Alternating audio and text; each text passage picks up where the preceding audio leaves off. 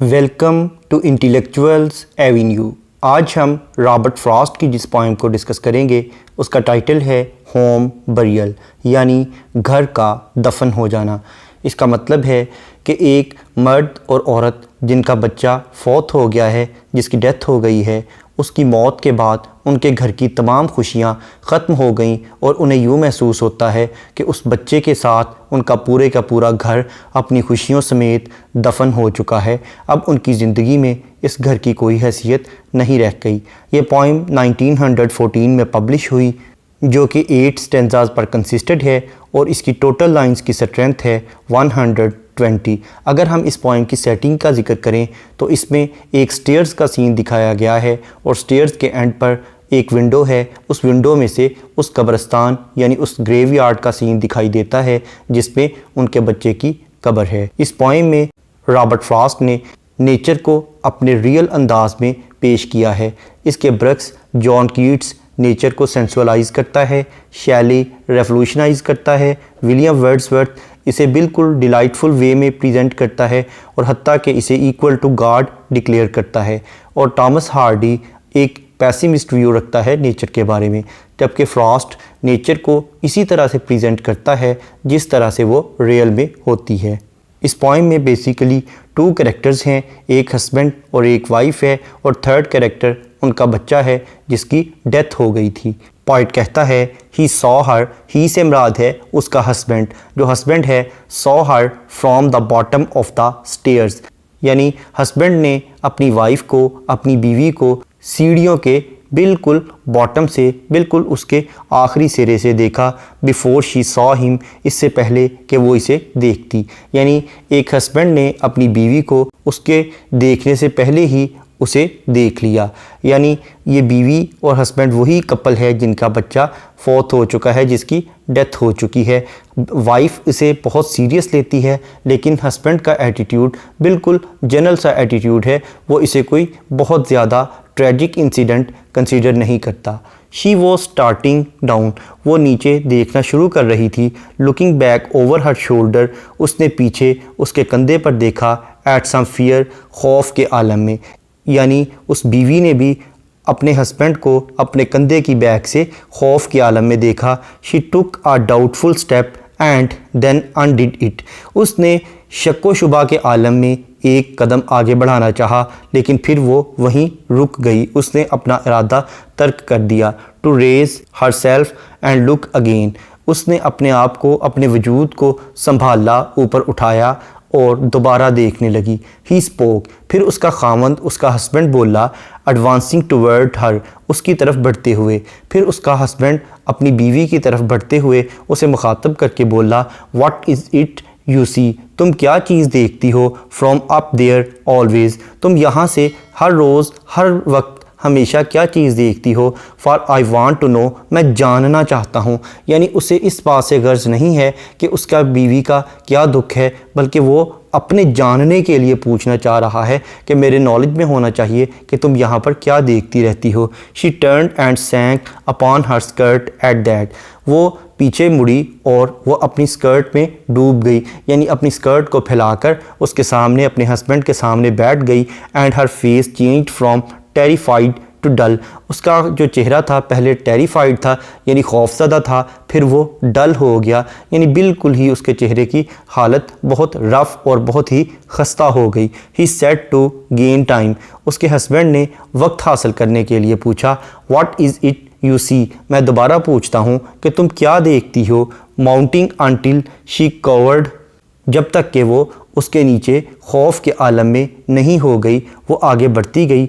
I will find out now, अब मैं जानना चाहता हूँ। You must tell me dear, ए मेरी प्यारी, तुम मुझे ज़रूर बताओ कि तुम्हें क्या दुख है। शी इन हर प्लेस, वो अपनी ही जगह पर कायम रही।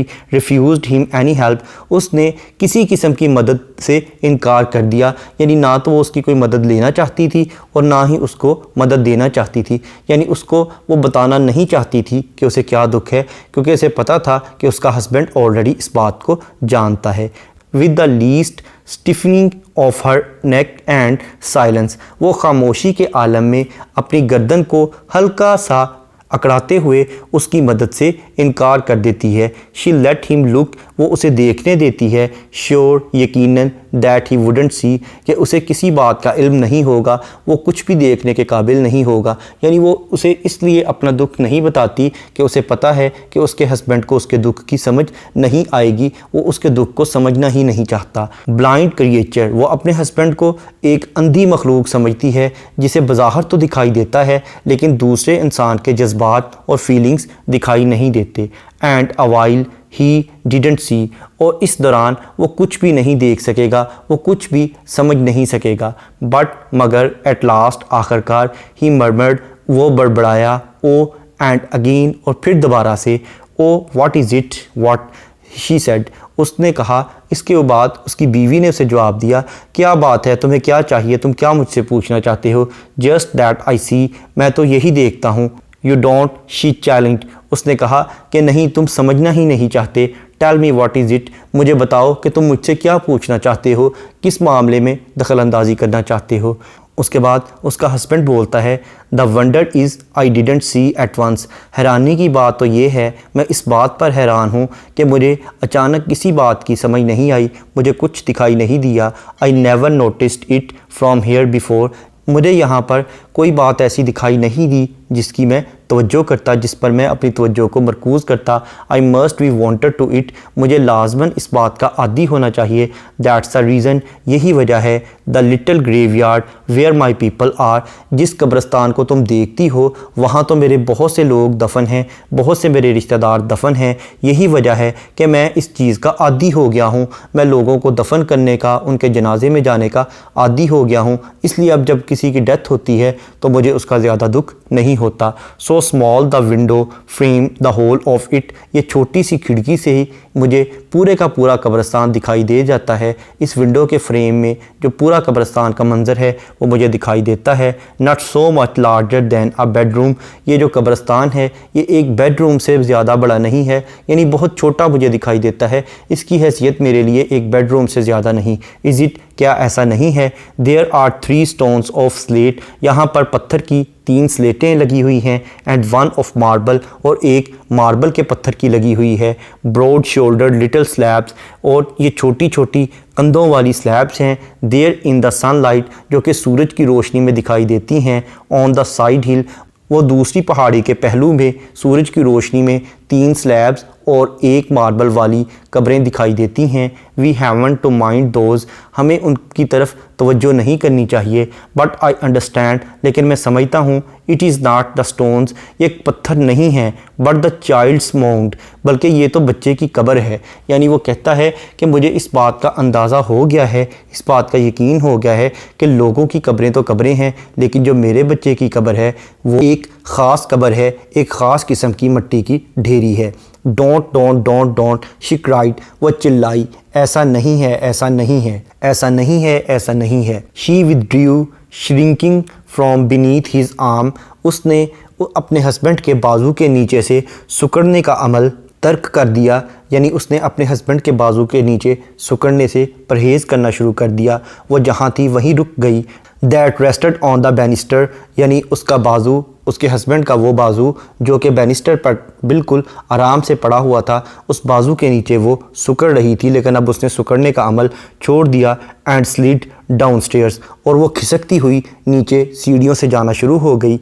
And turned on him with such a daunting look, और उसने वसीले अंदाज में अपने हस्बैंड की तरफ देखा और मुड़ गई। He said twice over before he new himself, उसने अपने आप को जानने से पहले उसे 2 मरतबा कहा। Can't a man speak of his own child he is lost, यानी जब किसी इंसान का बच्चा मर जाए, जब किसी के बच्चे की डेथ हो जाए, तो क्या एक मर्द को हक़ नहीं है कि उसके बारे में कोई गुफ्तगू कर सके? इसलिए तुम क्यों मुझे छोड़कर जा रही हो? तुम मेरे पास ठहरो और मेरे साथ बात करो। Not you, oh where is my hat, उसके बाद उसकी वाइफ बोलती है कि नहीं, मैं तुम्हारे साथ इस मामले में बात नहीं करूँगी, मेरा हैट कहाँ है? ओ आई डोंट नीड इट, मुझे इसकी ज़रूरत नहीं है, यानी मुझे तुम्हारे साथ गुफ्तगू करने की कोई ज़रूरत नहीं है। I must get out of here, मैं यहाँ से लाजमी चली जाऊँगी। आई मस्ट गेट एयर, मुझे ताज़ा हवा की ज़रूरत है, इसलिए मैं तुम्हारे साथ नहीं रहूँगी, मैं जा रही हूँ। आई डोंट नो राइटली, मुझे असल में पता भी नहीं है। वेदर एनी मैन कैन, कि क्या कोई और शख्स मेरे दुख में शरीक होगा या नहीं होगा, लेकिन फिर भी मैं जा रही हूँ। एमी, अब उसकी वाइफ का नाम है एमी, यहाँ पर फर्स्ट टाइम उसकी बीवी का नाम आया है। Amy don't go to someone else this time, यानी वो अपनी बीवी से कहता है कि ए एमी, तुम इस वक्त किसी और मर्द के पास मत जाओ। लिसन टू मी, मेरी बात सुनो। I want come down the stairs, मैं सीढ़ियाँ नीचे नहीं उतरूँगा। ही सेट, वो बैठ गया। And fixed his chin between his फिस्ट्स, और वो अपनी दोनों मुट्ठियों के दरमियान अपनी ठोड़ी को दबाकर बैठ गया। There is something I should like to ask you dear, यानी कोई ऐसी बात है जो ए मेरी प्यारी मैं तुमसे पूछना चाहता हूँ, मुझे तुमसे पूछनी चाहिए। You don't know how to ask it, उस पर उसकी वाइफ कहती है, यानी एमी जवाब देती है कि तुम्हें ये पता ही नहीं है कि कैसे बात पूछी जाती है। हेल्प मी देन, फिर उसके जवाब में उसका हस्बैंड कहता है कि फिर तुम ही मेरी मदद कर दो, तुम ही मुझे बता दो कि किस तरह से ये बातें पूछी जाती हैं। हर fingers move the latch for all reply, लेकिन इसके जवाब आने से पहले ही उस जवाब की बजाय उसने अपनी जो उंगलियां थी उस दरवाज़े की चिटखनी पर लगा दी, यानी वो चिटखनी खोलकर कमरे से बाहर जाना चाहती थी। My words are nearly always an offence, उसके बाद उसका हस्बैंड बोलता है कि मेरे जो अल्फाज हैं वो दर हकीकत हमेशा से मुजरमाना रहे हैं। मेरे अल्फाज तुम्हारे सामने ऐसे ही हैं जैसे कि मैं कोई मुजरमाना या गलत लफ्ज़ बोल रहा हूँ। I don't know how to speak of anything, अगरचे मुझे इस बात का इल्म नहीं है कि किस तरह से इस मामले में बात की जाती है। So as to please you, और मुझे वो अंदाज़ बात करने का नहीं आता जिस अंदाज से तुम खुश हो सको। बट आई माइट बी टाट, लेकिन मुझे सिखाया तो जा सकता है। आई शुड सपोज, मैं तसव्वुर कर सकता हूँ, मुझे तसव्वुर करना चाहिए। I can't say I see how, मैं ये नहीं कह सकता कि मैं इन बातों को कैसे समझूंगा, लेकिन मुझे अगर ये बातें नहीं आती कि किस तरह से किसी की मौत पर अफसोस किया जाता है, किस तरह से किसी की मौत पर मातम किया जाता है, तो तुम्हारा फ़र्ज़ है कि तुम्हें मुझे ये फ़न सिखा दो। A man must partly give up being a man, एक आदमी जुज़वी तौर पर एक मर्द होने को तर्क कर सकता है, यानी एक मर्द जुज़वी तौर पर अपनी मर्दानगी को तर्क कर सकता है। विद वुमन फोक, एक देहाती खातून के सामने, यानी एक देहाती खातून के सामने मर्द को अपनी मर्दानगी छोड़नी पड़ती है और उसे आजिज़ होना पड़ता है। We could have some arrangement, हम कोई ऐसा इंतज़ाम कर लेते हैं, बाय विच, जिसके ज़रिए I would bind my self to keep hands off, जिसके थ्रू मैं अपने हाथों को पीछे ही रखूँगा, मैं परहेज़ करूँगा। Anything special you are a mind to name, किसी भी ऐसी ख़ास चीज़ से, किसी भी ऐसे ख़ास अमल से जिसका नाम तुम्हारे जहन में होगा, मैं उससे हमेशा परहेज़ ही करूँगा। यानी जो तुम चाहोगी मैं उस पर बात करूँगा, जो तुम नहीं चाहोगी मैं उस पर बात करने से परहेज़ करूँगा। दो अगरचे I don't like such things, अगरचे मुझे ये चीज़ें पसंद नहीं हैं। ट्विक्स्ट, यानी दरमियान में। दोज दैट लव, मोहब्बत के, यानी मोहब्बत के दरमियान में, मोहब्बत करने वाले लोगों के दरमियान। अगरचे मुझे ये बातें पसंद नहीं हैं कि हम फजूल किस्म की फॉर्मेलिटीज़ में पड़े रहें, लेकिन फिर भी तुम्हारे कहने पर मैं ऐसा करने के लिए तैयार हूँ।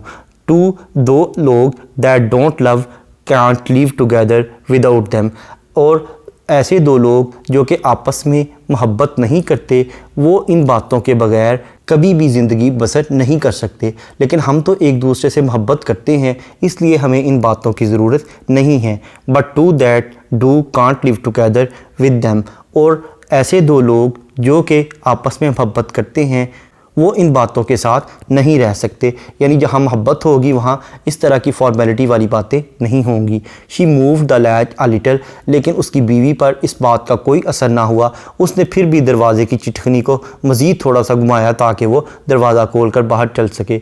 डोंट गो, मत जाओ मत जाओ, यानी वो अपनी बीवी को दोबारा कहता है कि ए मेरी बीवी, ए एमी, तुम यहाँ से मत जाओ।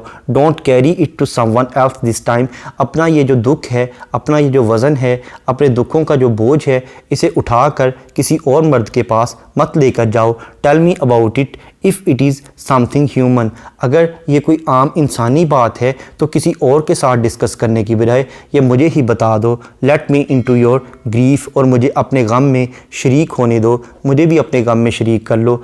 आई am not so much unlike other folks, मैं दूसरे देहाती लोगों की तरह नहीं हूँ।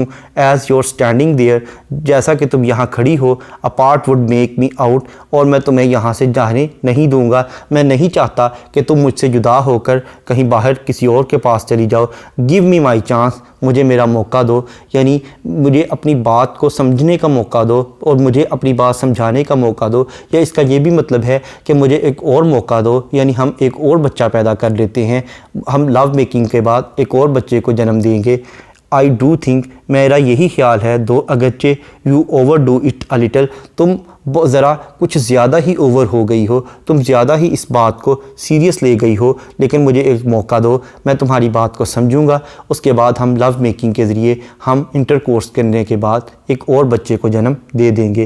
What was it brought you up to think it the thing, वो कौन सी बात है जिसने तुम्हारे जहन में इस सोच को परवान चढ़ाया है। To make your mother loss of a first child, कि तुम एक माँ की हैसियत से पहले बच्चे को खो देने के बाद इस हद तक गमगीन हो गई हो। सो इनकॉन्सोलेबली, और बहुत ज़्यादा तुम गमगीन हो गई हो। In the face of love, यानी तुम्हारे चेहरे की मोहब्बत में।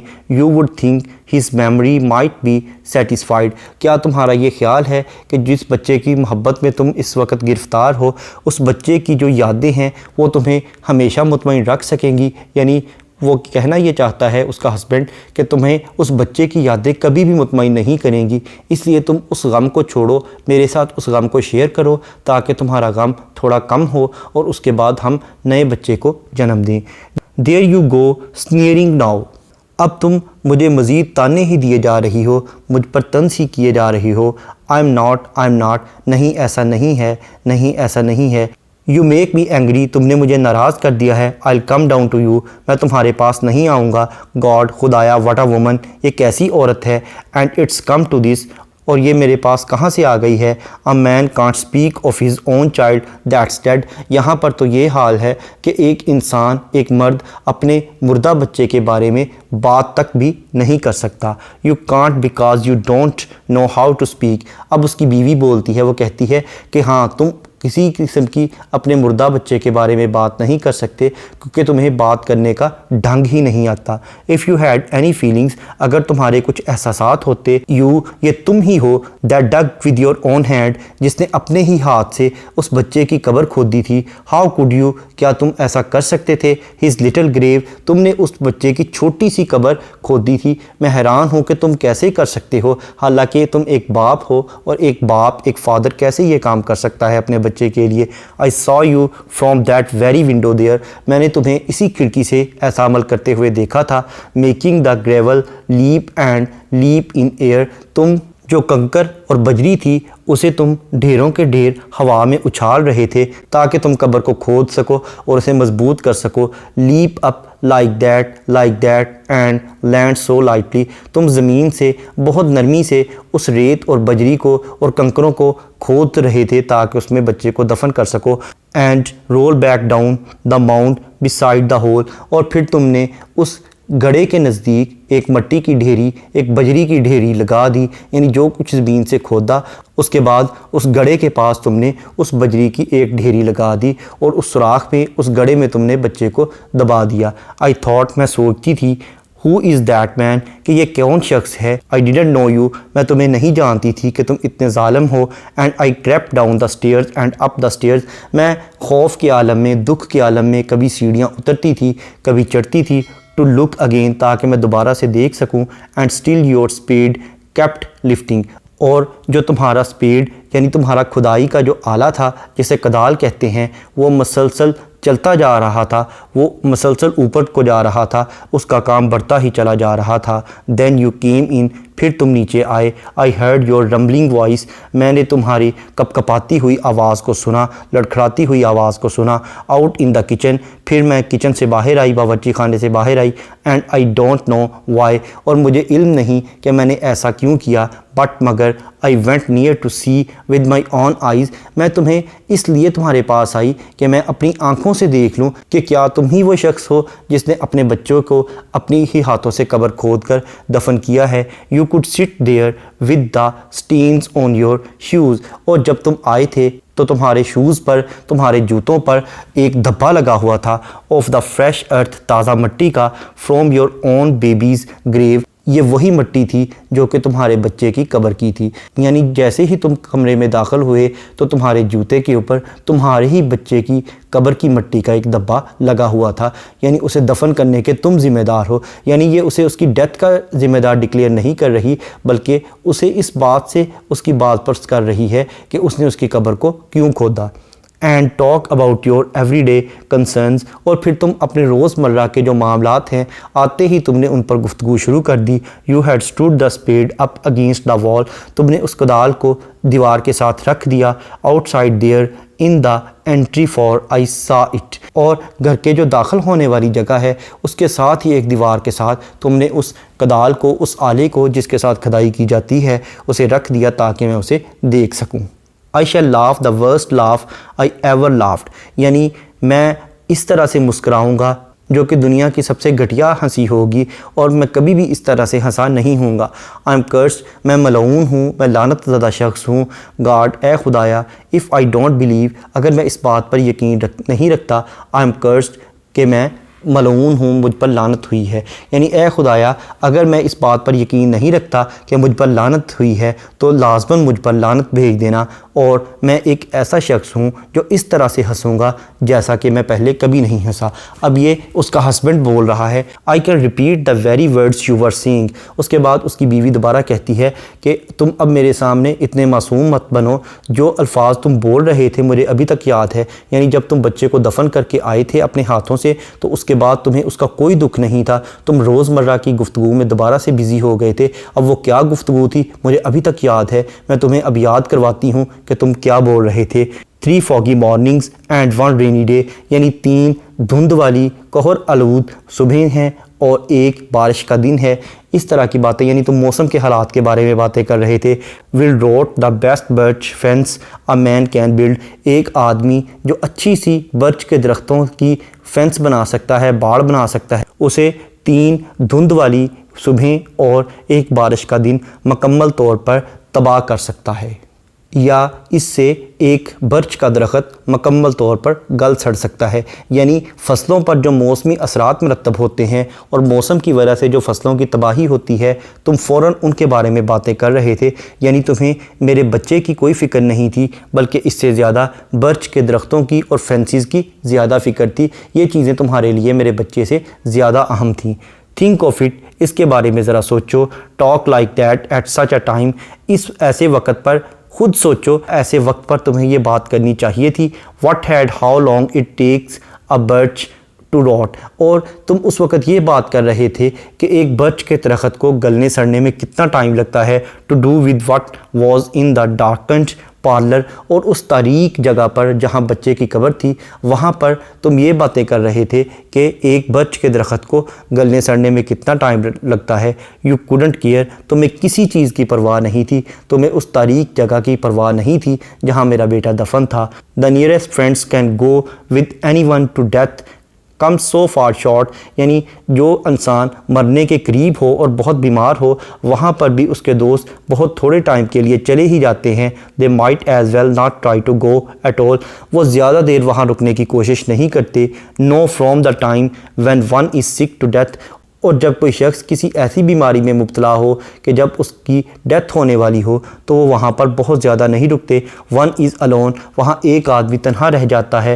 And he dies more alone, और वो तन्हा ही इस दुनिया से रुखसत हो जाता है। यानी इंसान के जितने भी रिश्तेदार, जितने भी रिलेटिव्स हैं, वो बीमारी की हालत पे तो कुछ ना कुछ लोग आ जाते हैं, लेकिन वो ज़्यादा देर के लिए नहीं रुकते और फ़ौरन वापस चले जाते हैं, और मरने वाले को तन्हा ही इस दुनिया से रुखसत होना पड़ता है। Friends make pretence of following to the grave, और ये जो दोस्त हैं हालांकि उन्हें उस मरने वाले से कोई गर्ज नहीं होती, इसके बावजूद भी वो रस्म निभाते हुए रस्मन ही उसकी कब्र तक पहुंच जाते हैं ताकि उसका जनाजा पढ़ सकें। बट मगर before one is in it, लेकिन इससे पहले कि उस मुर्दे को कब्र में दफना दिया जाए, उस डेड बॉडी को कब्र में दफन कर दिया जाए, इससे पहले उसके दोस्त भी नहीं जाते। देयर माइंड्स आर टर्न्ड, उनके जहन तो तब्दील हो जाते हैं। And making the best of their way back to life, और फिर वो बड़ी जल्दी ही डेड बॉडी को दफन करने के बाद अपनी ज़िंदगियों में वापस आ जाते हैं एंड लिविंग पीपल और ज़िंदा लोगों के दरमियान आ जाते हैं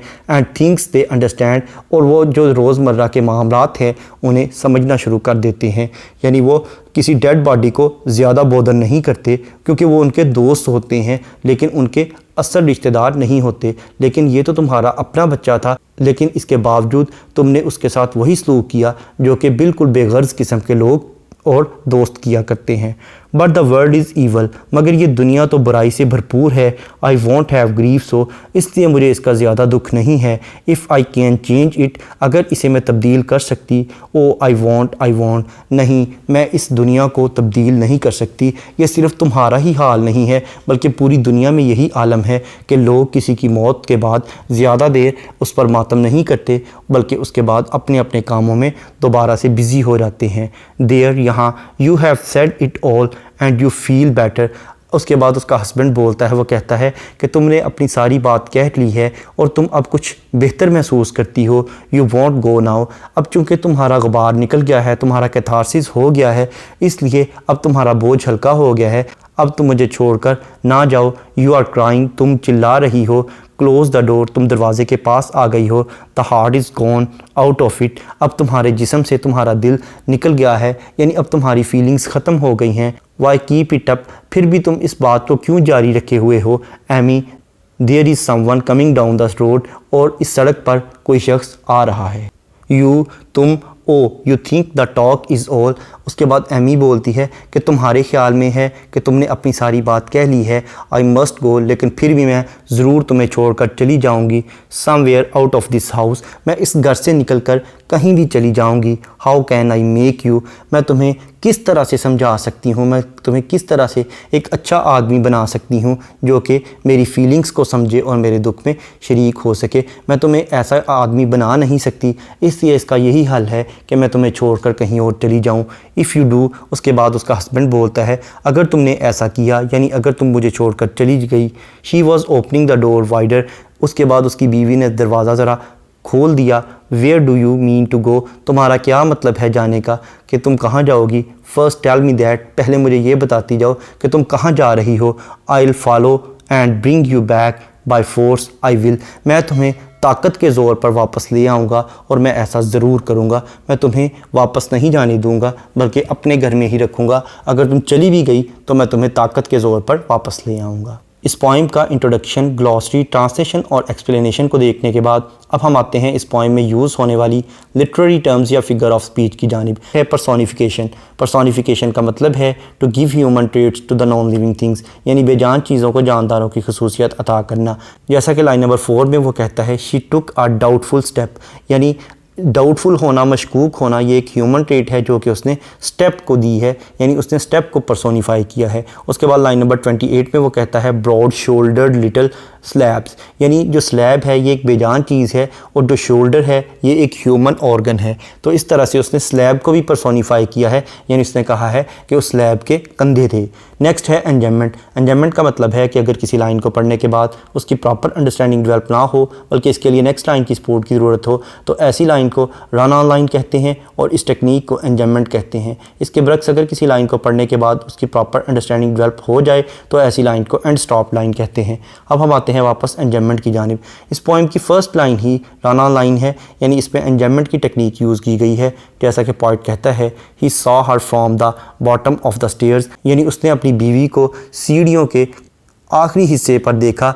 अब कहाँ देखा? बिफोर शी सॉ हिम, इससे पहले कि वो इसे देख लेती। नेक्स्ट है कायुरा। कायुरा का मतलब है कि अगर पॉइंट किसी लाइन में पंक्चुएशन मार्क यूज़ करते हुए पॉज या ब्रेक ले तो इसे कायुरा कहते हैं। जैसा कि लाइन नंबर 6 में एडवांसिंग टुवर्ड्स हर के बाद उसने सेमीकोलन यूज़ किया है। नेक्स्ट है मेटाफर। मेटाफर का मतलब है किसी चीज़ को किसी क्वालिटी की बेस पर उससे बेटर या वर्स्ट चीज़ डिक्लेयर कर देना। जैसा कि लाइन नंबर 11 में वो अपने हस्बैंड के लिए ब्लाइंड क्रिएचर का वर्ड यूज़ कर रही है।